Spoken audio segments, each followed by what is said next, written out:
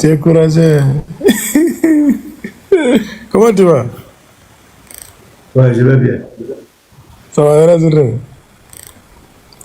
Tu dis on Ouais. n'ose pas monter. Maintenant, on est monté, il y a problème. Bon, ouais, Il y a on t'est quoi? monté. Et puis après, oui, on t'écoute. Toi, tu veux prouver que le christianisme, c'est faux. On Mais ça, c'est t'écoute. clair. Ouais, il faut Ça, c'est prouver. clair. Ouais, on est Eh, là. La Bible, les Coran sont là, il faut prouver. parce que vous avez dit que la nature de Dieu est esprit et la nature de Satan, c'est esprit. Donc, Satan a la même nature avec Dieu, quoi. Ça, c'est faux. Bon, c'est ça qui prouve que Dieu ne le partage christianisme. pas.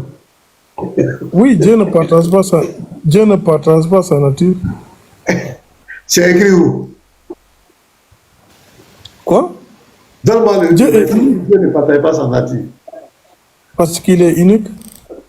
Il ne Donne-moi le ressemble verset pas où à rien. Dieu ne partage pas sa nature. Non, attends. Dieu est unique, il ne ressemble à rien et il ne partage pas ses attributs. Ses attributs sont uniques. Donc Satan a les mêmes attributs que Dieu. Mais Satan, il est quoi? Vous dites que Satan, il est quoi? Satan est esprit, oui. Dieu est quoi? Dieu aussi est esprit, oui. Donc ils n'ont pas la même, ils ont la même nature ou pas? Qu'est-ce qu'un esprit? Qu'est-ce qu'un esprit? Quelle est la définition d'esprit? Un esprit, c'est quelque chose qu'on ne voit pas, qui n'a ni chair ni corps. Donc, est-ce qu'on voit Satan?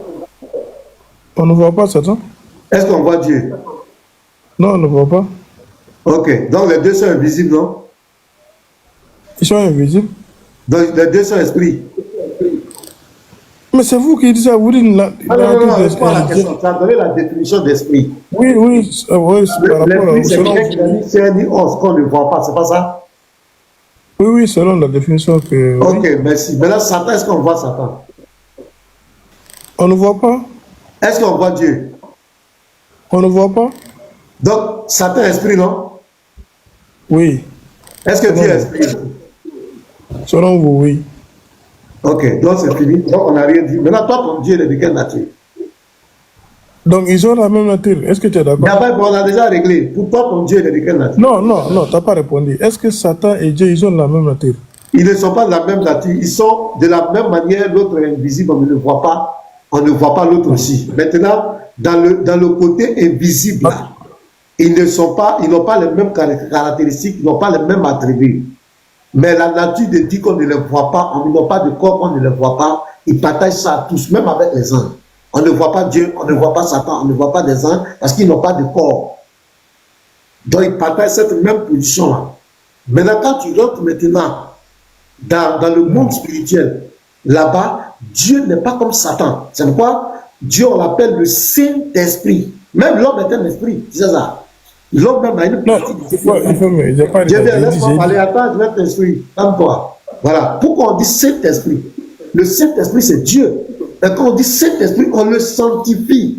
On met une différence entre lui et les autres esprits. C'est lui le maître des esprits.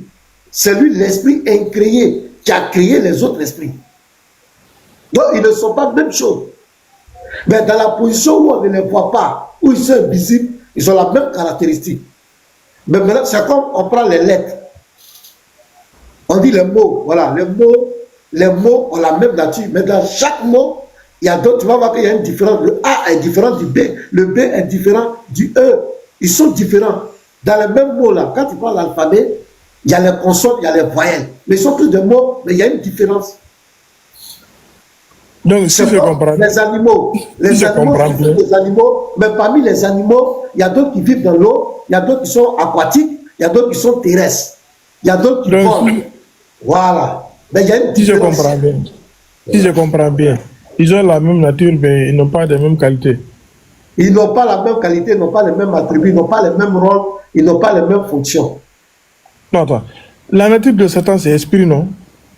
Mais je t'ai répondu, mon frère. J'ai dit maintenant, toi, ce que tu vas faire, Esther Dalla, je t'ai répondu clairement. Tout le monde est témoin. Je t'ai répondu avec tous les moindres détails.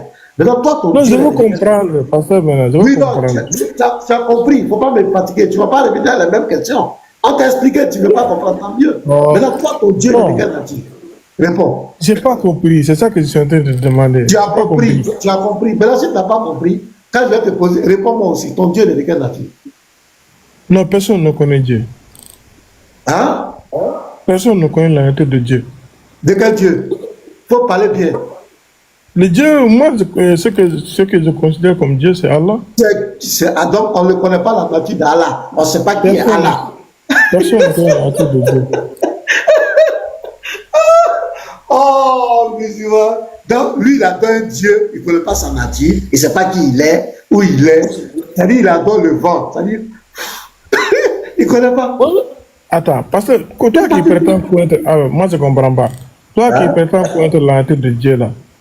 La nature de Satan, c'est esprit, non?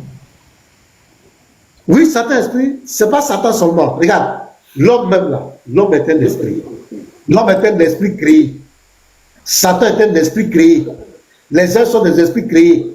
Mais Dieu est un esprit incréé, éternel, qui n'a ni commencement ni fin. Voilà. Mais ils sont tous esprits. Ils sont tous esprits. L'homme a une partie. Attends, je viens, calme-toi. L'homme a une partie esprit en lui. C'est vrai, quand il meurt là, écoute-moi, quand il meurt, on prend le corps là, la partie, c'est-à-dire moi, pasteur Ménard, que tu vois là, ça c'est ma partie visible que tu vois. Mais à moi, il y a ma partie spirituelle. Tu coordonnes la partie physique. Donc quand je meurs là, la partie physique là, on jette ça à la poubelle, au cimetière. Maintenant, l'esprit continue de vivre dans le monde spirituel. Mais la particularité, c'est que moi, mon esprit là, c'est Dieu qui a créé ça. Mais Dieu, il est esprit. Oui, je comprends ça a été créé par quelqu'un. Il est incréé. Il n'existe que par lui-même. Satan est un esprit. Attends, je viens. Satan est un esprit qui a été créé par Dieu. Les uns sont des esprits qui ont été créés par Dieu. Mais Dieu, lui, il est esprit, mais il est incréé. Il ne dépend que de lui-même. Oui, j'ai compris. Ah, tu as compris. Je crois qu'il a été clair. Non, franchement, non, attends. Attends. Parce que le fait qu'ils sont tous esprits, c'est ça qui m'étonne en fait. Comment est-ce que tu veux que je dise quoi maintenant? Tu veux que je dise quoi? Comment est-ce que Dieu peut avoir de mêmes attributs, de même nature avec sa créature?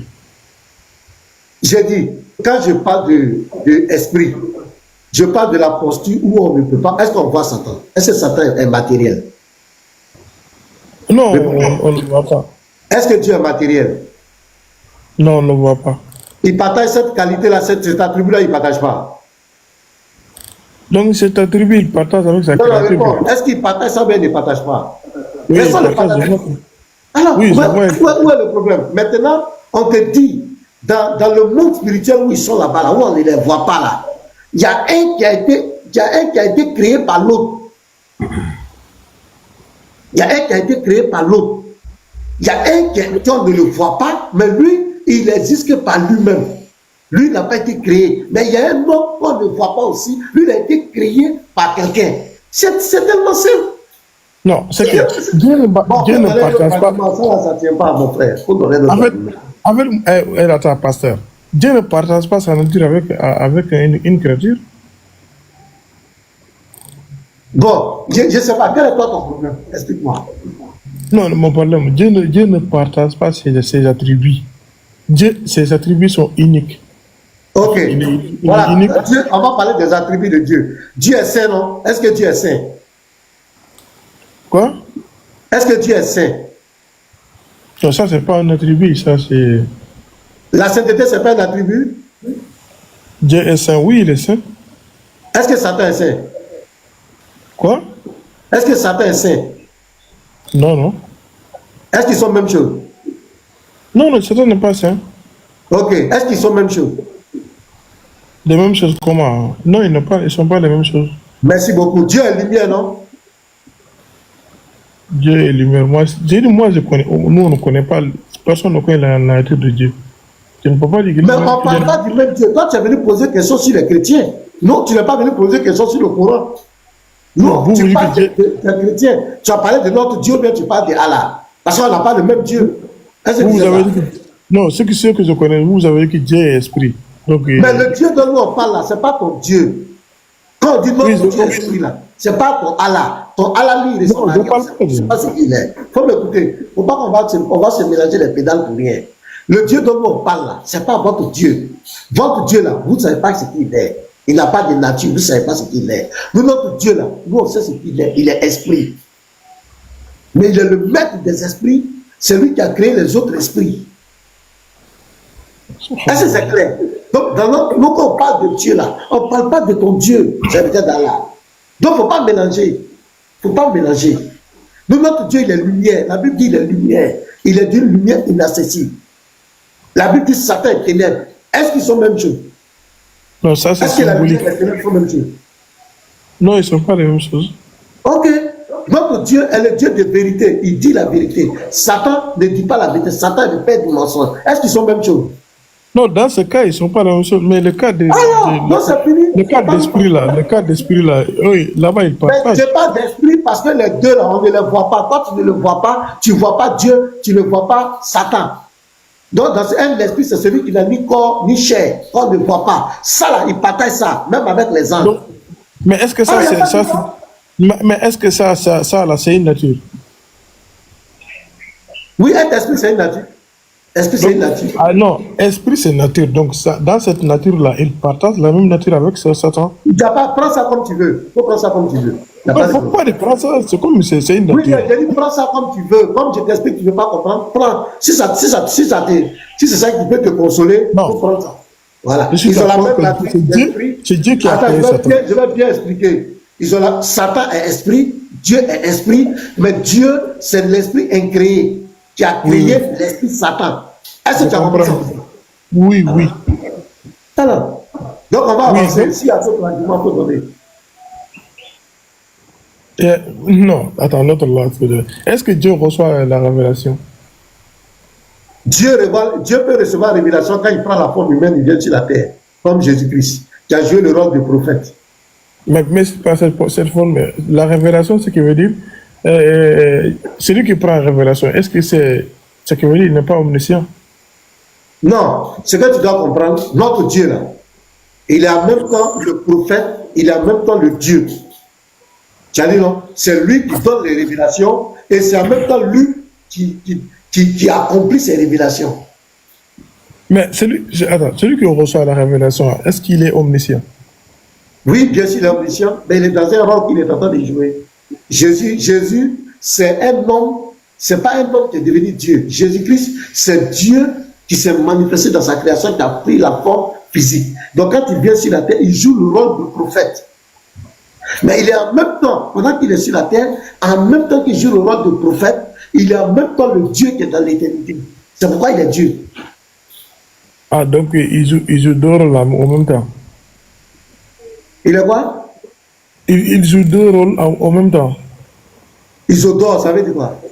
J'ai dit il joue deux rôles au même moment. Voilà, il joue plusieurs fonctions. Voilà. Tu as compris maintenant? Donc, non. Je vais te donner l'exemple. Regarde, serviteur de la, je vais te donner l'exemple. Tu vas voir. Regarde ici. Là, tu vas bien comprendre ce que je dis. Là, regarde. Ce que je dis. Tu vas prendre Hébreu. Tu es là, serviteur de la. Je vais te donner l'exemple. Oui, je suis là. Hébreu 9. Regarde, s'il y a des serviteurs de la, tu vas comprendre un peu. Hébreu 9, le verset 11 à 12. Les gars, on tapote, hein. Serviteurs d'Allah, au lieu de venir prouver que le christianisme est faux, leur a posé des questions, bon, qui n'ont pas de sens. D'Adi à Satan, il faut prouver. J'ai dit, il n'y a pas quelqu'un qui peut prouver que nous, les chrétiens, sommes dans le faux. Il n'y a pas. Vous voyez, depuis le village, il parler d'autres, je raconte les histoires dormies des roues. Tu as trouvé? Hébreu 9, verset 11 à 12. Non, moi, ça c'est beaucoup. Pourquoi? Parce que le fait de la divinité de Jésus-Christ là, ça c'est faux. Attends, il faut lire le verset là. Allons-y. Hébreu 9, verset 11 à 12. Ah non, je ne suis pas dans la Bible là où je suis là. Ok, donc moi je vais lire. Tout le monde écoutez, hein? Je vais poser ma question. Mais Christ est venu comme souverain sacrificateur des biens à venir. Il a traversé le tabernacle plus grand et plus parfait qui n'est pas construit de main d'homme. C'est à dire qu'il n'est pas de cette création. C'est peut-être dans la demi-toi. Oui, je suis là.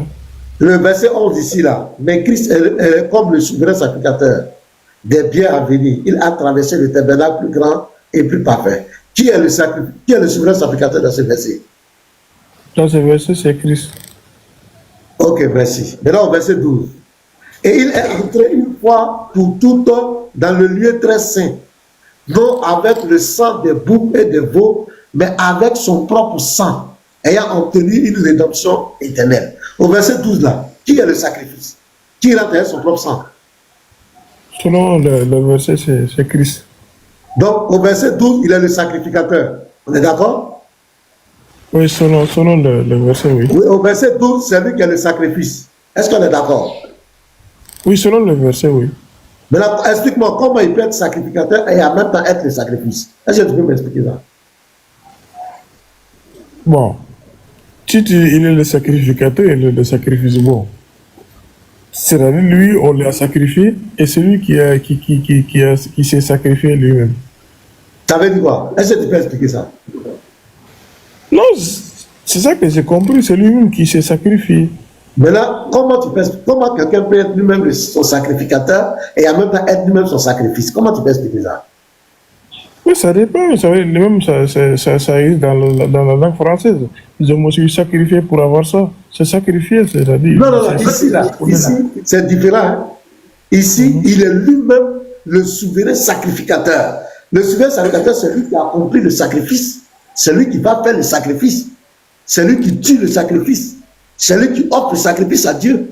Mais Jésus ici, il est lui-même le souverain sacrificateur. Il est en même temps lui-même le sacrifice qui doit être sacrifié par le souverain sacrificateur. Comment tu peux expliquer ça? C'est pour cela qu'on dit il s'est sacrifié lui-même. Ce que j'ai compris, c'est que ça veut dire il a donné sa vie pour les gens. Si je comprends bien. Donc, il est en même temps... Pasteur, vous devez acclamer. Vous devez acclamer. Aïe. Ça s'acclame. Il vient de répondre ce que nous avons dit depuis des millénaires là. Il vient de confirmer que Jésus c'est... pardon, je ne te parle pas. Il vient de confirmer que Jésus, étant sacrificateur, s'est sacrifié lui-même. Ça doit être acclamé. Voilà, ça doit être acclamé, ça. Voilà, merci. C'est dans la boîte. Ok. Là, ça veut être Allah. Ça veut dire, non? Quand on parle de notre Dieu, on ne parle pas de Allah. C'est pourquoi je te dis qu'il est lui-même. Attends, je viens. Attends, ça veut dire, écoute-moi. C'est pourquoi je dis qu'il est lui-même l'envoyé. Il est lui-même l'envoyeur. Il est lui-même le prophète. Il est lui-même son Dieu. C'est lui-même qui fait ça. C'est lui-même qui joue plusieurs fonctions en même temps. C'est pourquoi il est Dieu. S'il ne peut pas faire ça, c'est qu'il n'est pas Dieu. Non, attends. Je viens, c'est peut-être dans la... Attends. Écoute-moi, ça c'est notre foi. On ne parle pas de l'islam. Je ne suis pas en train de parler de l'islam. Actuellement, on n'est pas encore rentré dans l'islam. Je parle de la foi des chrétiens. Voilà, les Lévites qui est là, Salomon, tous les chrétiens, tu vas les interroger, ce qu'ils vont te dire. C'est notre foi. Mais quand on parle de ça, on ne parle pas de Allah. Ne croyez pas que nous, on est en train de dire que c'est votre foi. Je respecte ta foi. Alors, voilà. Je ne suis pas en train de dire, oui, moi aussi, je respecte ta foi. Maintenant, deuxième argument, ça ne tient pas. Parce qu'il est lui-même le Dieu vivant. Il est lui-même il est lui-même le sacrifice. Tu vois, non? Voilà. Il est lui-même le Fils. Il est lui-même le Père. Père, dans sa dimension éternelle et visible, qu'on ne voit pas. Fils, dans sa dimension physique, visible qu'on voit. Mais ce sont les deux entités. C'est pas il dit, celui qui m'a vu a vu le Père. Moi et le Père, nous sommes un. Tu as vu, non? L'un, le Fils, c'est la face visible de la divinité. Le Père, c'est la face invisible de la divinité. Mais c'est le même, c'est pas il dit, la vie éternelle, c'est de croire au seul vrai Dieu. Le Père, qui est la face visible, et de croire à celui qui l'a envoyé, Jésus-Christ, la face est la face visible plutôt. L'autre, c'est la face invisible. Donc, les deux, tu ne peux pas rejeter l'un et l'autre. Parce que c'est le même Dieu qui est Père, qui est Fils.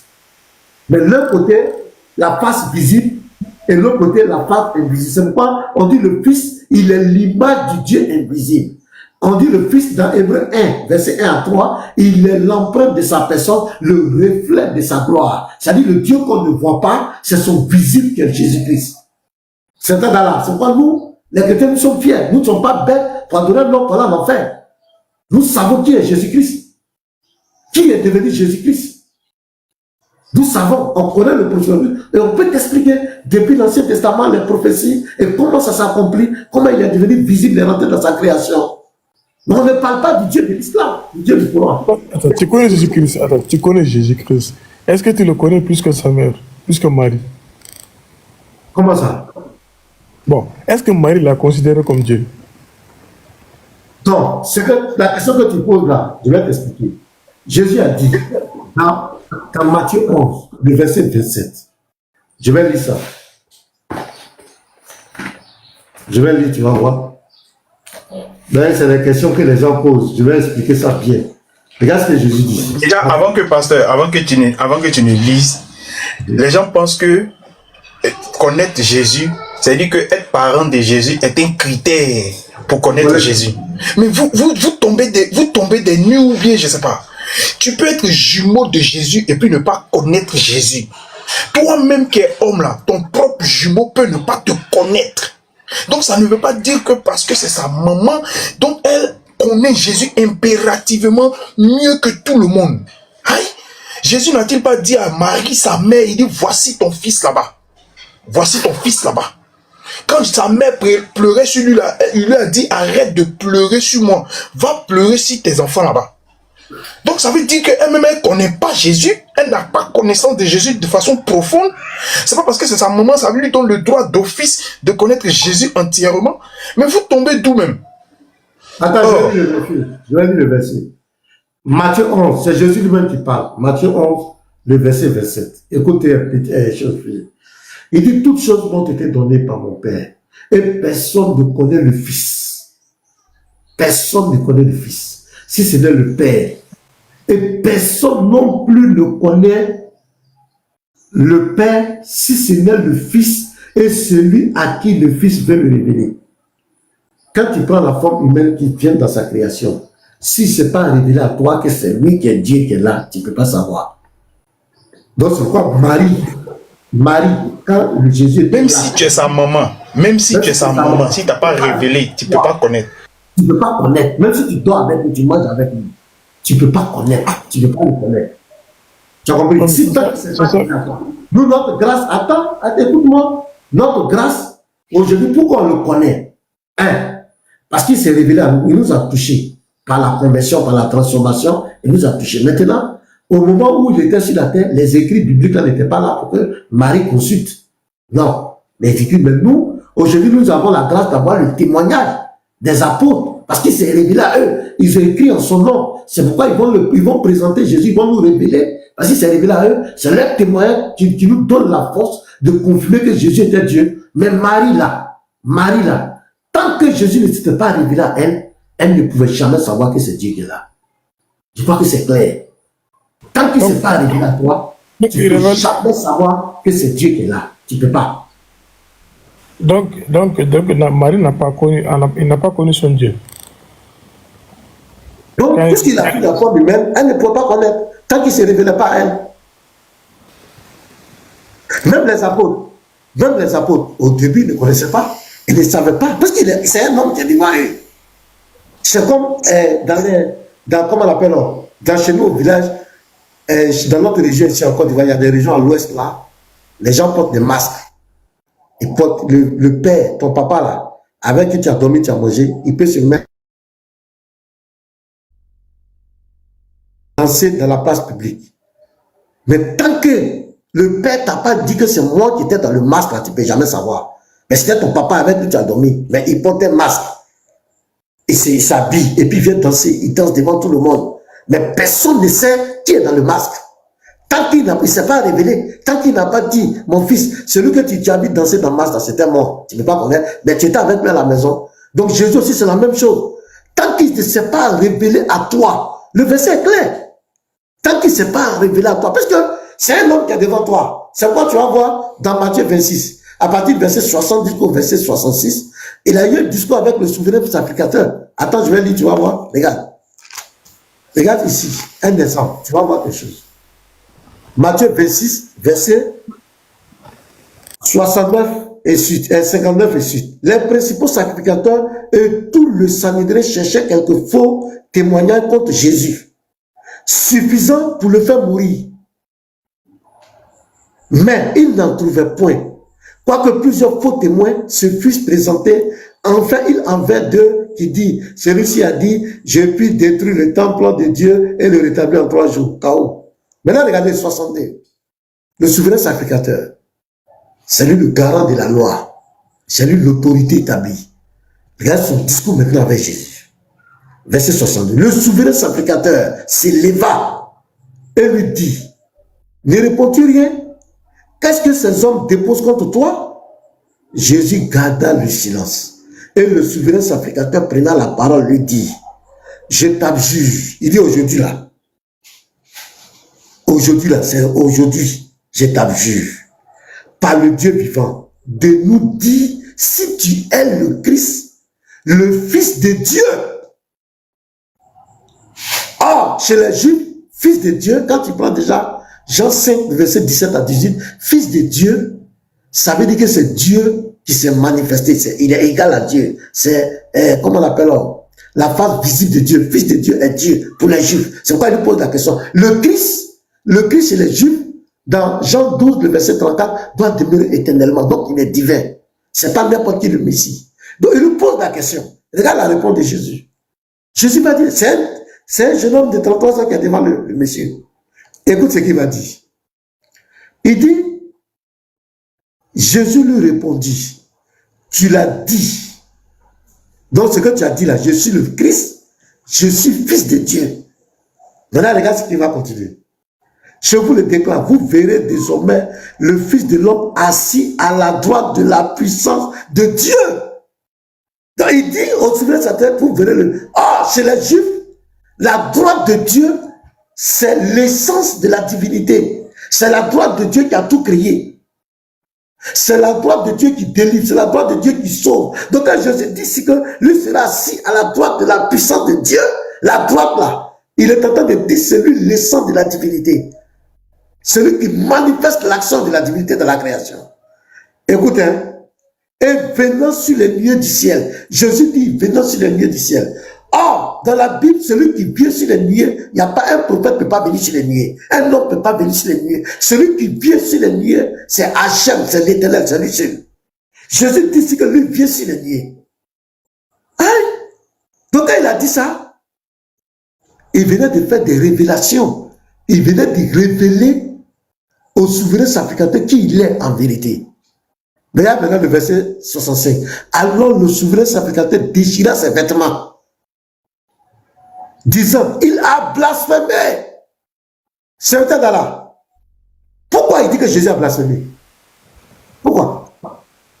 Parce que être fils de Dieu, être temps, c'est pas des choses. Pourquoi il dit que Jésus a blasphémé? Je ne sais pas. Ah! C'est parce que celui qui était devant lui, ce jeune homme de 33 ans, venait de lui révéler que c'est lui Hachem, c'est lui le Dieu d'Israël. Parce que les attributs dont il se réclame, venant sur les nuées, être à la droite de la puissance de Dieu, Fils de Dieu, le Christ là, il sait que ça ne peut pas être attribué à n'importe qui. Et là, ce qu'il dit, il disant, il a blasphémé, qu'avons-nous encore besoin de témoins? Voici, vous venez d'entendre son blasphème. Que vous ensemble, il répondit, il mérite la mort. Parce que chez les Juifs, un homme ne peut pas déclarer qu'il est Dieu. Jésus venait de déclarer ici que c'est lui le Dieu d'Israël. C'est lui qui vient sur les nuées. C'est lui qui a la droite de la puissance de Dieu. C'est lui le Fils de Dieu. C'est pourquoi il dit il a blasphémé. Mais donc, et ici, c'est pas. Tu as vu ici, il venait de révéler au souverain sacrificateur ce qu'il est en vérité. Mais est-ce que Marie est au courant de tout ça? Oui, mais si Marie était témoin de ça, ça c'est vers la fin de ses jours. Hein. Ça c'est vers la fin de ses jours parce que c'est pourquoi Marie, après, bon, il n'y a pas de verset écrit blanc sur blanc, mais la suite des événements, Marie va comprendre que c'est Jésus qui est Dieu. Parce qu'elle était dans la chambre haute pour attendre le Saint-Esprit. Or, celui qui bâtit du Saint-Esprit, c'est Jésus. Donc, Marie va comprendre. C'est vrai que ce n'est pas écrit noir sur blanc, mais de façon logique, rationnelle, comme les apôtres ont compris, elle va comprendre que c'est Dieu qui était là. Mais au début, quand l'enfant est dans sa main, le bébé, elle ne peut pas connaître. Elle ne peut pas connaître.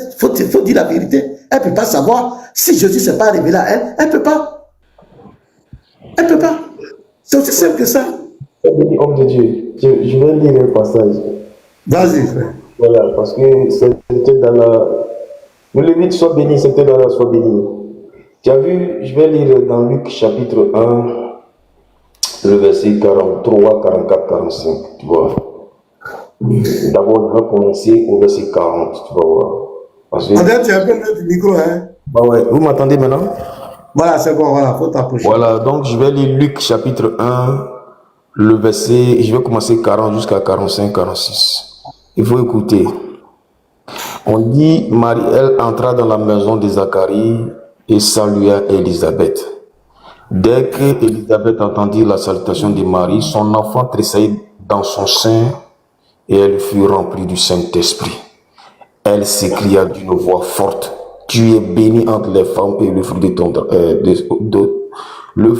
de ton sein est béni. » Au verset 43, « Comment m'est-il accordé que la mère de mon Seigneur vienne auprès de moi ?» Ça veut dire que c'est Élisabeth qui appelle Jésus mon Seigneur. Et c'est pas si tu attends. C'est Élisabeth qui adore déjà Jésus, qui appelle Jésus son Seigneur. Car, elle dit, comment m'est-il accordé que la... Pasteur Salomon, est-ce que Jésus était né? Est-ce qu'en ce moment Jésus était né? Jésus était dans le ventre déjà, il était adoré. Non, je demande, est-ce qu'il était né? Est-ce qu'il était né? Non, non. Donc ça veut dire que déjà, la dame est en train de contempler Jésus qui n'est pas encore né, ou d'où elle dit la mère de mon Seigneur. Il n'est pas encore né, hein? Il n'est pas encore né. Non, appeler quelqu'un Seigneur ne veut pas dire qu'il est Dieu. C'est pas de ça qu'il s'agit. Il dit, c'est pas de ça qu'il s'agit. Celui que tu appelles Seigneur, là, celui que tu appelles Seigneur, il est devant toi, il est né. Il dit, Jésus n'est pas encore né. Il n'est pas encore né. Être appelé Seigneur. Faut te muter là-bas. Les gens te parlaient, mute-toi là-bas. Que la mère de mon Seigneur vienne auprès de moi. C'est Élisabeth qui appelle Jésus son Seigneur. Dans le sein de son ventre, elle adore Jésus d'abord. Tu vas voir quand je vais continuer, car voici aussitôt que la voix de ta salutation a frappé mon oreille, l'enfant a tressailli d'allégresse dans mon sein. Heureuse celle qui a cru parce que les choses qui lui ont été dites de la part du Seigneur auront leur accomplissement. C'est encore elle qui en est de prophétiser encore sur Jésus-Christ, qui est le Seigneur. Il y a des choses qui ont été dites dans l'Ancien Testament de sa part auront leur accomplissement. Au verset 46, voilà ce que Marie va dire. Parce que tu avais demandé si Marie adore Jésus. Et au verset 46, et Marie dit, mon âme exalte le Seigneur. Mon esprit se réjouit en Dieu, mon sauveur. On parle du même Seigneur, c'est Jésus. Donc tu avais demandé au pasteur où Marie a adoré. Quand Marie dit, elle appelle Jésus son Seigneur. Non. Attends. On peut... Et donc, si il est la mère de mon Seigneur, là, est-ce que c'est que ça prouve que Dieu a une maman? Bon, j'ai dit, attends, Pasteur Salomon, lui-même là, serviteur d'Allah, tu peux appeler Mohamed Seigneur. Tu peux appeler Mohamed Seigneur. J'ai posé une question d'abord. Non, réponds à ma question. Tu peux appeler Mohamed Seigneur. Non, moi, j'ai dit. Est-ce que Mohamed est ton Seigneur? S'il te plaît, j'ai posé une question. Mais réponds à la question. Est-ce que Mohamed est ton Seigneur? J'ai posé avant ta question. Bon, ok, pose ta question. J'ai dit, du moment où il a dit le Seigneur, la mère de mon Seigneur, est-ce que ça prouve que Dieu a une maman? Oui, dans la chair, il a une maman, il était répondu. Maintenant, il faut répondre à ma question. Est-ce que tu peux appeler Mohamed Seigneur? Bien sûr, il y a des gens, il y a les mêmes compagnons. Non, je n'ai pas dit des gens, j'ai dit toi. Oui. Est-ce que Mohamed est ton Seigneur? Il est ton Seigneur? Bien sûr, tu peux l'appeler Seigneur, oui. Non, je dis, est-ce qu'il est ton Seigneur? Je peux l'appeler Seigneur, oui. C'est pas ma question. Est-ce qu'il est ton Seigneur? Oui, il m'enseigne, oui, il est mon Seigneur. Oui, problème. Ok, voilà. Ok, c'est bon, c'est dans la boîte. Merci. On va dire au serviteur d'Allah, regarde, c'est Jésus même. Jésus, il n'est pas mon créateur, mais il peut être mon Seigneur. C'est pas un problème, ça. S'il te plaît. Il faut écouter, tu dois comprendre. Il faut t'imiter un peu. Regarde. Le pasteur t'a lu, il t'a lu des versets dans Hébreu 9, mais tu n'as pas... Pourquoi les frères de Joseph Donne-moi le temps, s'il te plaît. Joseph a été appelé Seigneur dans la Bible. Je vais lire, oh là là, donne-moi une minute, s'il te plaît, écoute très bien. Non, Salomon. J'ai dit, Joseph a été appelé Seigneur, Joseph. Il faut t'imiter d'abord, voilà. Regarde, Jésus lui-même là, il va se proclamer qu'il est Dieu. Il faut écouter. Jean 4, le verset 26. La femme samaritaine va poser la question à Jésus-Christ. Es-tu le Messie, le Christ? Parce que dans la loi de Moïse, dans Jean 12, 34, le Messie, là, ça veut dire qu'il vit éternellement. Ça veut dire qu'il est Dieu. Donc la femme samaritaine posa la question à Jésus. Es-tu le Christ? Jésus va dire au verset 26, Jean 4, 26, je le suis, moi qui te parle. Ça, c'est Jésus qui confirme cela. Voilà, il n'a pas, il est pas, il n'est pas. Quand le Messie veut dire quoi? Le Messie veut dire quoi? Attends, je vais lire le passage. Je vais lire Jean 12, 34. Je ne vais même pas donner définition. Je vais lire le passage. Il y a la définition selon le dictionnaire, il y a la définition selon la Bible elle-même. Jean 12, 34, il faut écouter, tu vas voir. Jean 12, 34, je vais lire. Après, je te laisse le pasteur. Voilà, tu vois, la foule lui répondit, nous avons appris par la loi que le Christ demeure éternellement. Comment donc dis-tu, il faut que le Fils de l'homme soit élevé? Qui est donc ce Fils de l'homme? Tu as vu la question. Donc le Fils de l'homme, ça dit que le Christ demeure éternellement. Tu vas voir maintenant dans Jean 4, il faut voir maintenant dans Jean 4, Jésus va répondre à cette question. Dans Jean 4, verset 25 à 26. Il faut voir maintenant, tu vas voir. Jean 4, verset 25 à 26. Il faut écouter maintenant. La femme samaritaine, la femme lui dit, je sais que le Messie doit venir, celui qu'on appelle le Christ. Quand il sera venu, il nous annoncera toutes choses. Jésus lui dit, je le suis, moi qui te parle. Tu as compris maintenant? Voilà. Ça dit que Jésus confirme ici qu'il est le véritable Dieu. Non. Arrête ça. Il n'a pas dit ça. Il n'a pas dit ça. Bon, je vais te laisser le pasteur. Homme de Dieu. Il te laisse ton pasteur, maintenant. Shalom, pasteur. Est-ce que je peux intervenir? Shalom, pasteur. Ouais, Serviteur d'Allah est monté pour prouver que le christianisme est faux. Parce que j'ai dit ce matin, il n'y a pas un être humain sur cette terre qui peut venir devant nous prouver que notre foi n'est pas vraie. Donc il est monté, premier, il dit est-ce que les choses, comment on appelle Satan, esprit, Dieu, esprit, on l'a expliqué, il a bien compris. Deuxièmement, il dit que est-ce que Marie savait? Donc on l'a expliqué. Donc j'ai parlé, les autres aussi ont parlé. De là, si tu veux parler, professeur, vas-y, on t'écoute. D'accord. Parce que quand je montais, vous étiez en train d'échanger sur quelque chose. Donc moi, je veux savoir un peu la pensée du serviteur d'Allah.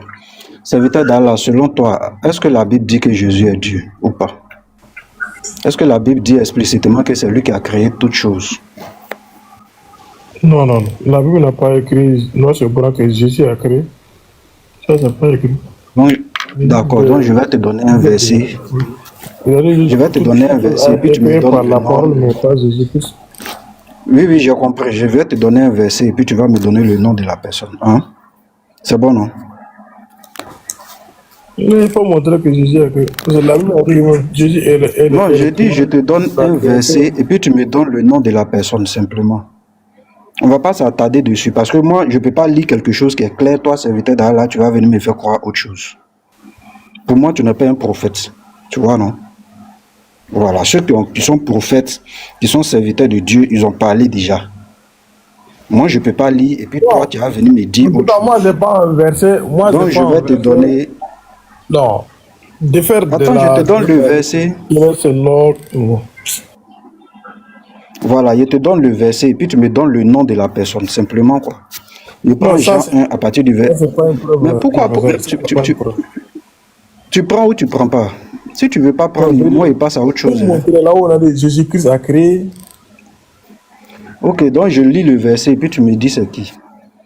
Jean 1 à partir du verset 6. Il y a eu un homme envoyé de Dieu. Son nom était Jean. Il vint pour servir de témoin, pour rendre témoignage à la lumière, afin que tous crussent par lui. Il n'était pas la lumière, mais il parut pour rendre témoignage à la lumière. Cette lumière était la véritable lumière qui, en venant dans le monde, éclaire tout homme. Elle était dans le monde, et le monde a été fait par elle. Elle était dans le monde, cette lumière était dans le monde, et le monde a été fait par elle, et le monde ne l'a point connue. Elle, cette lumière est venue chez les siens, c'est-à-dire en Israël, et Israël l'a rejetée. Mais à tous ceux qui l'ont reçue, à ceux qui croient en son nom, elle a donné le pouvoir de devenir enfants de Dieu, lesquels sont nés non du sang, ni de la volonté de la chair, ni de la volonté de l'homme, mais de Dieu. Au verset 10, on dit, elle était dans le monde et le monde a été fait par elle et le monde ne l'a point connue. Elle est venue chez les siens et les siens ne l'ont point. Qui est venu chez les siens là? C'était qui? Oh, ok, professeur. Moi, je veux que tu me donnes un verset, tu me prouves que Jésus a créé. Oui, je suis en train de le faire. Donc ici, qui est venu chez les siens? C'était qui? Non, prouve-moi que Jésus-Christ a créé. Tu peux répondre ou pas? Si tu ne peux pas répondre, moi, il passe à autre chose. Je n'ai rien à te prouver. Tu es musulman, tu ne crois pas en la Bible. Je n'ai rien à te prouver. Soit tu réponds, soit tu ne réponds pas. Moi, je vois ça comme la philosophie, quoi. Qui est venu chez les siens? Une question simple. C'est la philosophie pour toi, mais c'est Jésus-Christ. C'est Jésus-Christ. Ah, donc ici, c'est Jésus qui a fait le monde, c'est ça, non? Jamais de la vie. Bon, tu vois, à chaque fois quand il dit tu es un illettré, tu te plains, non, je t'insulte, je fais ceci, je fais cela. Regarde, attends. Professeur. Arrête les attaques personnelles. C'est pas attaque personnelle. Qui aime trop ça. Attends là. Ne venez pas faire perdre le temps aux gens ce matin. Non, c'est pour ça que moi, j'aime pas. Tu dis le L ici, attends. Tu dis le L ici, c'est Jésus, n'est-ce pas? C'est ce que tu as dit, non? Elle est venue chez les siens, là. Tu dis c'est Jésus, non? Faut le oui. Elle, c'est Jésus-Christ, oui. D'accord, vas-y. Maintenant, est-ce que c'est le même elle qui est là? Elle était dans le monde et le monde a été fait par elle. Est-ce que c'est le même Jésus, là? On parle de la lumière, oui. Ah, maintenant, ici, c'est qui? Ici, c'est qui? C'est la même lumière. C'est la même lumière, oui. Maintenant, cette lumière, tu as dit, c'était qui? Selon la Bible, c'est Jésus-Christ, oui. Donc, ici, je vais remplacer la lumière là par Jésus-Christ. Jésus-Christ était dans le monde et le monde a été fait. Non, ne fais pas cette philosophie-là. Bon, ok, moi je pense que... Ah, mais tu vois, je viens de montrer que je t'ai pas attaqué personnellement. Toi-même, tu dis, ici, la lumière, c'est Jésus. Mais ici, là, dans cette phrase-là, qui a fait le monde? C'est Dieu qui a créé le monde. Jésus non, ici. Qui a fait le monde ici? Elle était dans le monde.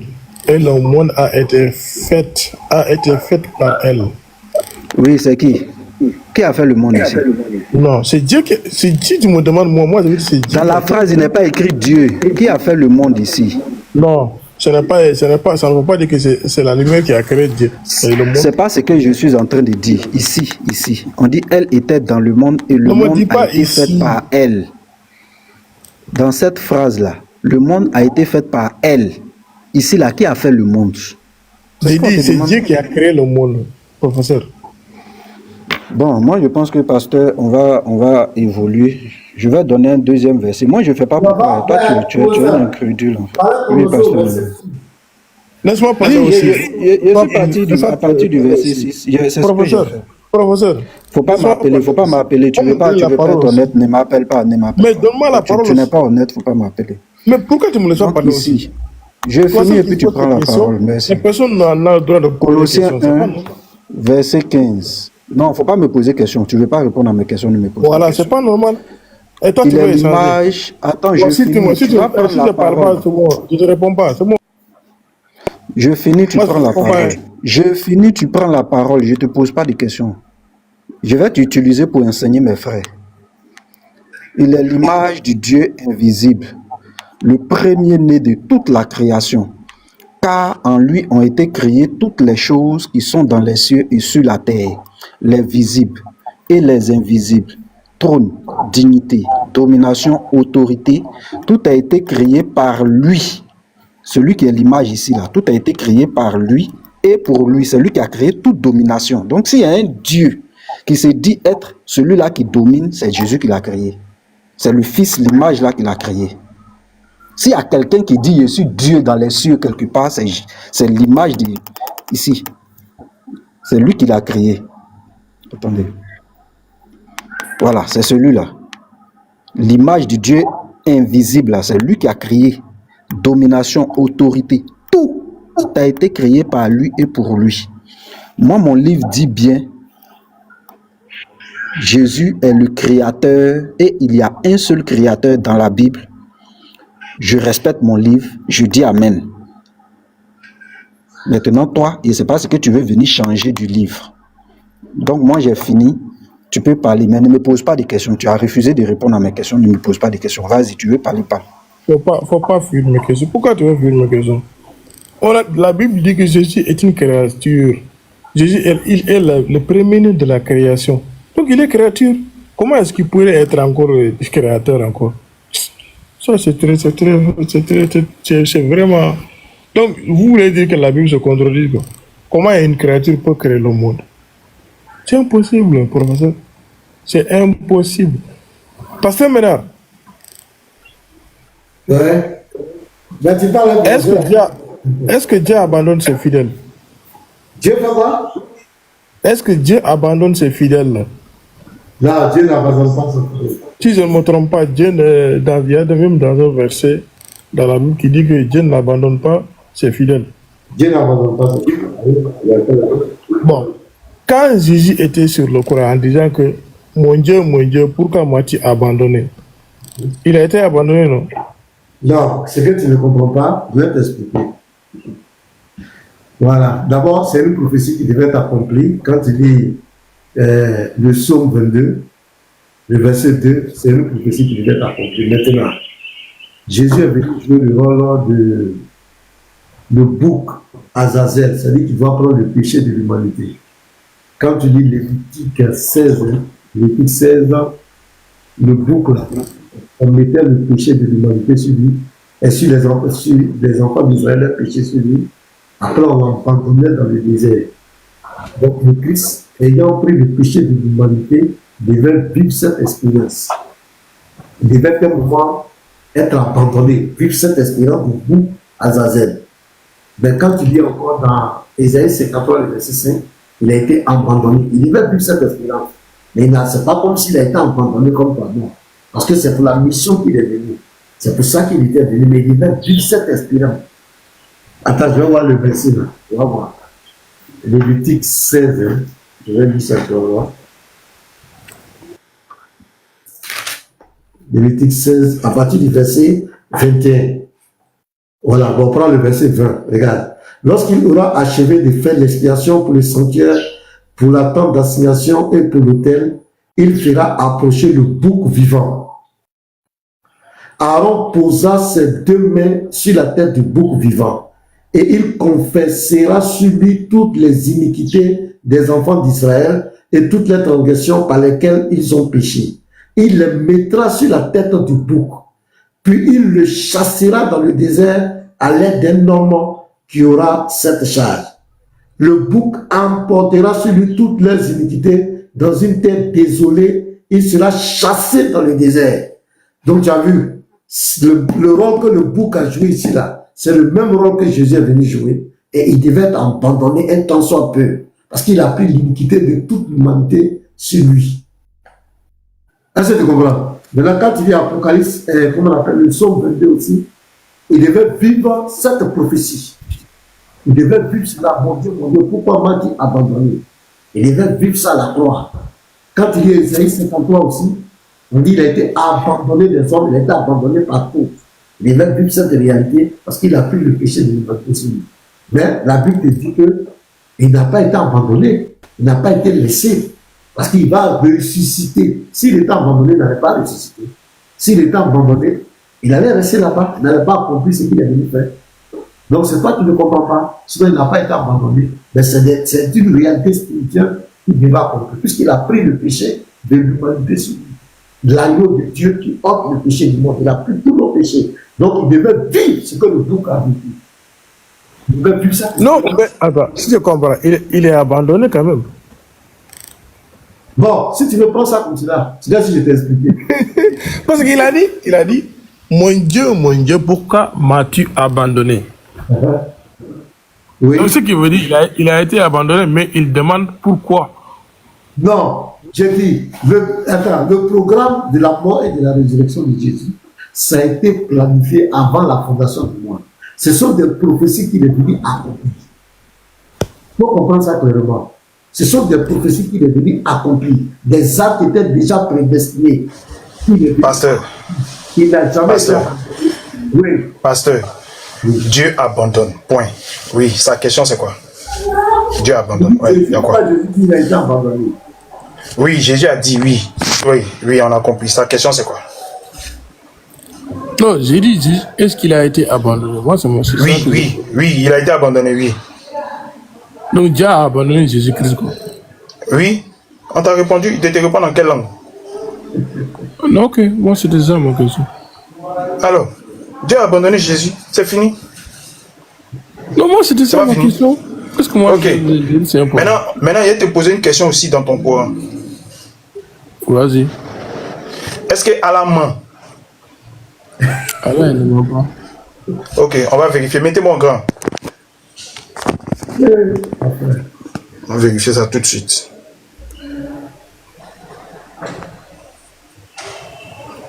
J'ouvre le Coran. Voici ça. Sourate 8, verset 43.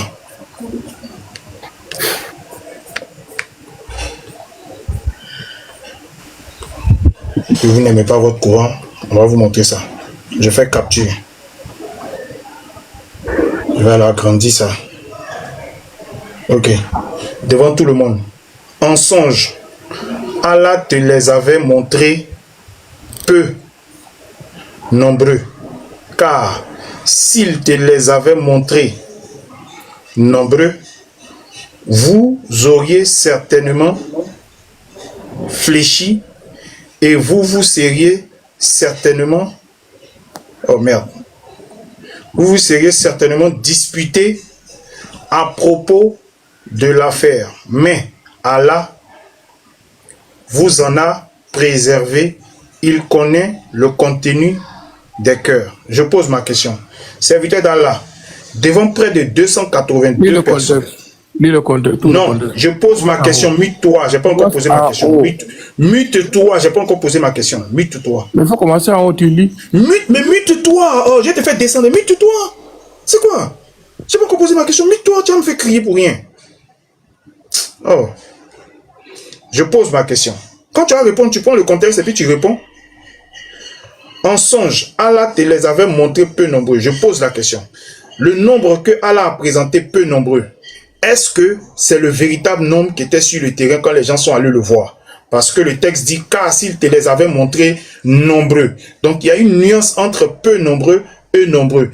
Allah a présenté peu nombreux. Est-ce que ce que Allah a présenté qui est peu nombreux là, est-ce que c'est la vérité ou c'est le mensonge? Voici toute ma question. On t'écoute.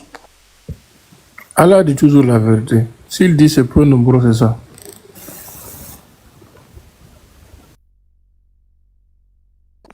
Tu as fini? Oui, s'il dit ça, c'est ça. Ok, il n'y a pas de problème. Regardez les frères. Allah, c'est un menteur. Non, mute-toi, je vais rebondir. Mute-toi, je rebondis, mute-toi. Les frères, écoutez. Allah, c'est un menteur. Allah, c'est un... Non, pasteur, laisse-moi, pasteur. Non, pasteur, laisse-moi, pasteur. Non, pasteur. Oh, pasteur, oh. Non, vas-y. Mais les mots là sont un peu lourds parce que c'est ça que je parle. Voilà, tu peux dire ça d'une manière... J'ai dit c'est un menteur. C'est ce que le texte dit. Voilà ça ici. En songe, Allah te les avait montrés peu nombreux. Alors qu'en réalité, les gars sont nombreux. Est-ce que peu nombreux, c'est pareil, il y a un nombreux? Peu nombreux et puis pareil, et puis nombreux, c'est pareil?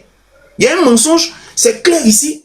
C'est un mensonge. Allah a menti parce que peu nombreux, on va estimer, on va prendre un nombre. On va dire par exemple peu nombreux, on va dire c'est 30. Et puis on va dire nombreux, c'est 100. Est-ce que 30 et puis 100, c'est la même chose? Ce qu'il a présenté en songe est différent de ce qui est la réalité. C'est un mensonge. Quand on prend le tafsir de ce verset dit que le peu nombreux semblait être 70 à 100, mais le nombreux était 1000. Prenez le tafsir du Coran bleu, vous allez voir, le tafsir du Coran bleu, Ibn Kathir explique que le nombreux c'est 1000, le peu nombreux c'est 70 à 100. Ce qu'elle a présenté là, c'est différent de ce que les gens sont partis trouver sur le terrain. C'est un mensonge. Je me mute. Ok, il n'y a pas de problème. Ouais, comment on l'appelle là? Tu es là, tu as la parole. Merci beaucoup. Déjà, moi, j'utilise pas les gros mots. Bon, ok. En fait, l'élève, j'ai une question pour toi. La Galate 3, verset 13. En disant que Christ nous a rachetés de la malédiction de la loi, étant devenu une malédiction pour nous,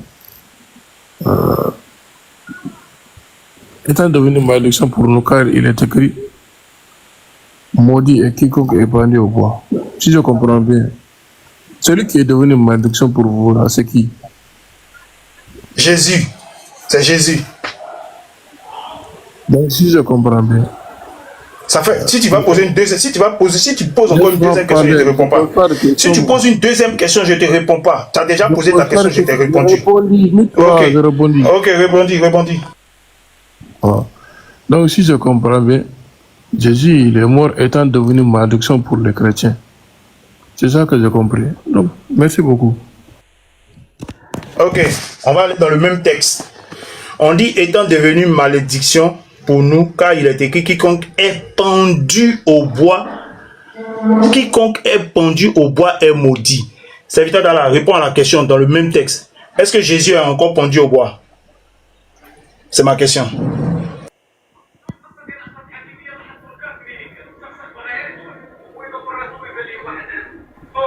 Réponds à la question. Est-ce que Jésus est encore pendu au bois à l'heure où nous parlons? Réponds à ma question.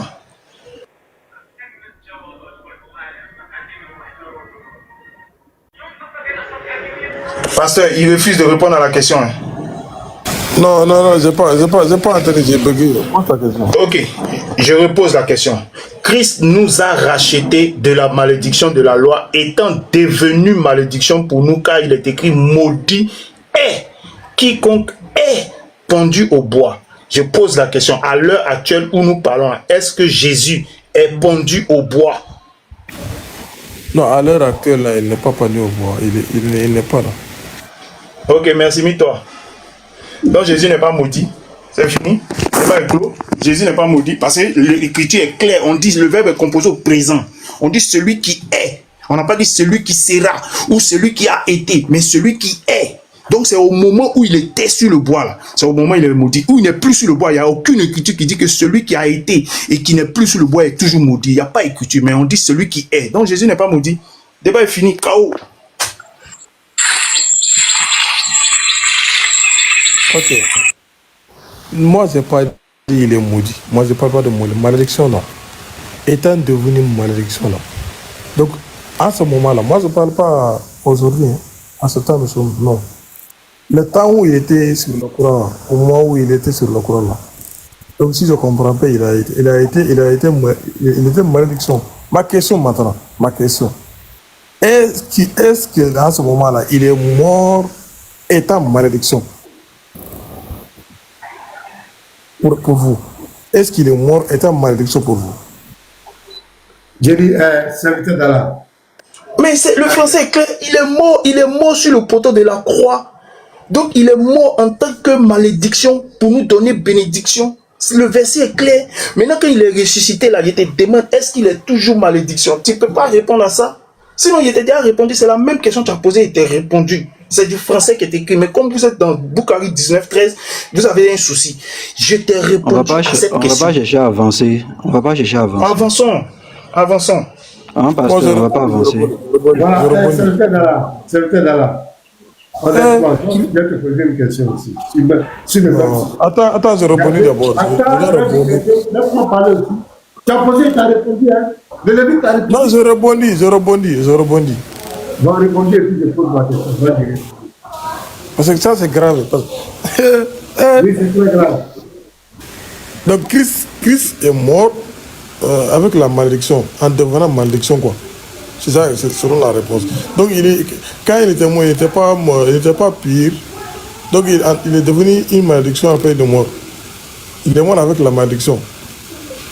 C'est grave. Hein? Bon, tu as répondu. Attends, poser ma question. Voilà. C'est là. Il y a deux personnes. Il y a un qui se sacrifie pour donner la vie à l'autre. Et il y a l'autre qui demande à l'autre de se sacrifier pour lui. Je répète ma question. Il y a deux personnes.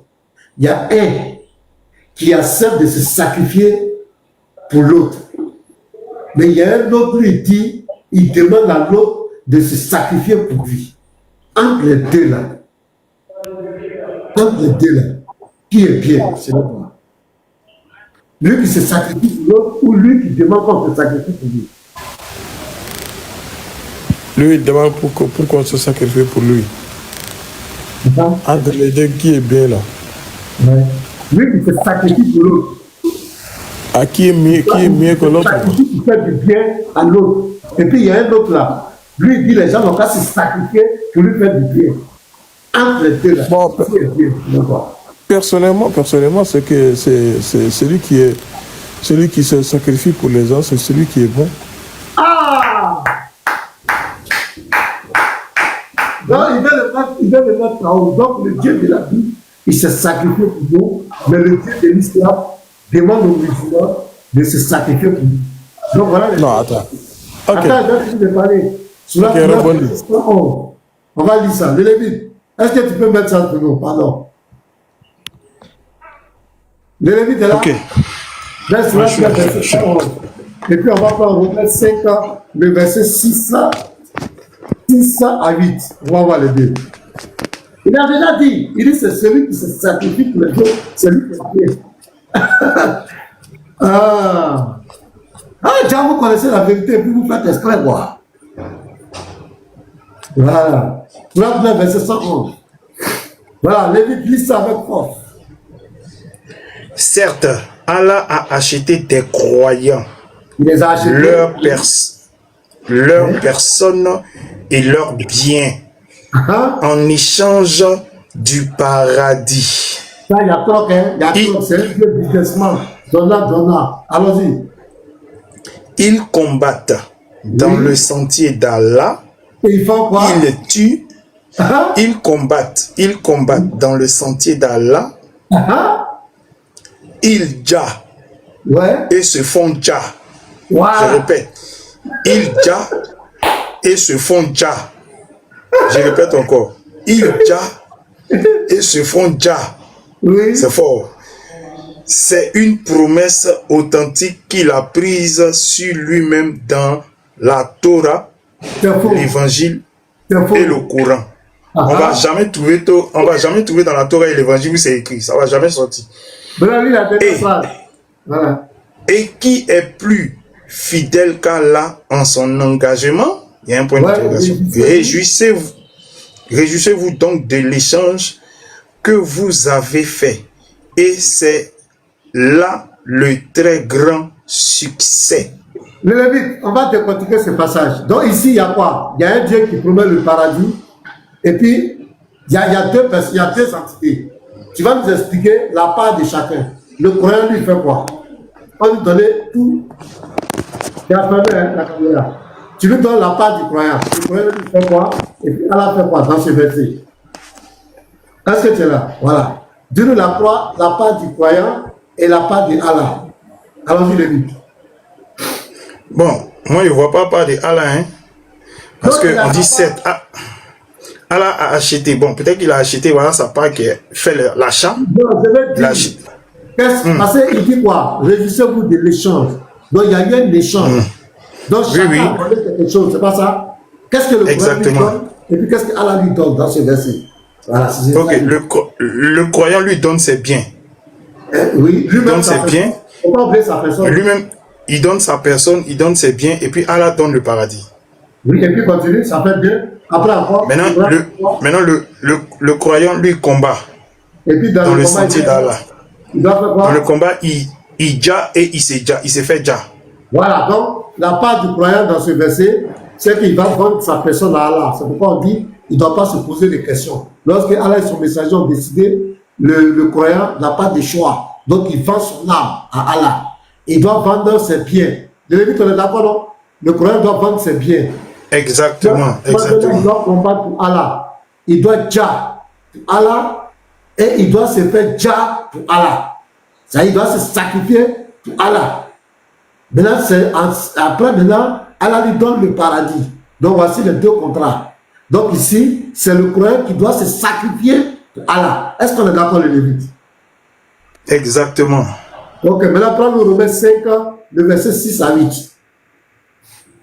Donc, c'est le cas d'Allah dit que c'est celui qui se sacrifie qui est bien. Romains 5, verset 7 à 8, et 6 à 8. Donc, il vient de nous dire que son Dieu, car lorsque nous étions encore sans Christ et sans force, Christ au temps marqué est mort pour les impies. Verset 7, à peine mourons-on pour un juste. Donc, normalement, on doit mourir pour quelqu'un qui est juste. Quelqu'un peut-être mourrait-il pour un homme de bien. Normalement, c'est ça, on doit mourir pour quelqu'un de bien. On doit se sacrifier pour quelqu'un de bien. Mais verset 8, mais Dieu prouve son amour envers nous, en ce que lorsque nous étions encore des pécheurs, Christ est mort pour nous. Donc voici les deux. Le serviteur d'Allah dit, c'est Romains 5, verset 6 à 8 qui est bon. Mais Sourate 9, verset 111 n'est pas bon. Donc serviteur d'Allah. Ok. Attends, Parle. Voilà, donc, je peux parler? Je viens, attends, on va te donner la parole à toi. Il va répondre et puis tu vas parler. Serviteur d'Allah vient de nous montrer clairement qu'en réalité, il sait que c'est ce que Jésus a fait là, c'est ça qui est bien, se sacrifier pour nous sauver. Mais Allah qui demande qu'on se sacrifie pour lui là, ce n'est pas bien. Débat est clos. Voilà. Maintenant, tu veux dire voilà. On t'écoute. Merci beaucoup. En fait, bon, si tu fais ça, parce que ça sera, ton Dieu sera même différent au Dieu d'Israël. Parce que si tu dis, toi, ton Dieu, personne ne se sacrifie pour lui. C'est lui qui se sacrifie pour toi. Allah.